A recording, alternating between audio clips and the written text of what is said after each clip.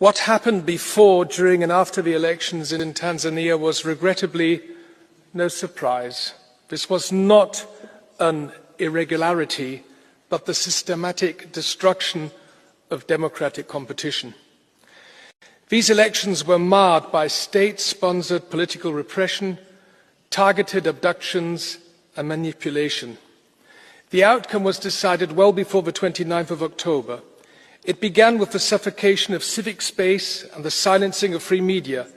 It continued with the banning of political assemblies and opposition parties, and it became undeniable with the imprisonment of nearly every leading opposition representative, above all the leader of Chadema, Mr. Tundu Lissu.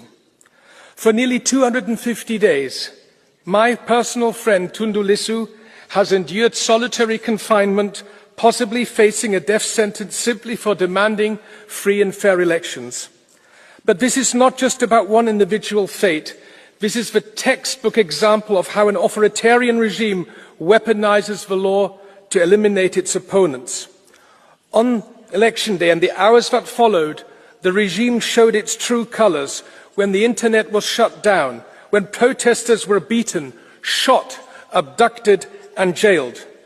Madam Commissioner, I call on the European Commission and I call on the European External Action Service not to slip back into business as usual.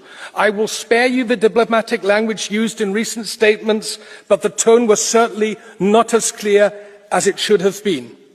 Tanzania's continued pivot from the rule of law, reform and good governance demands a genuine assessment of our bilateral relationship.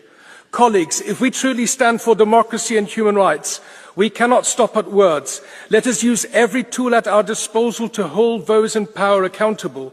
Tomorrow, this House will send an unmistakable message. All EU funds channeled through state-controlled entities must be frozen immediately. The European Union must not use its fund to subsidize oppression. The time to act is now.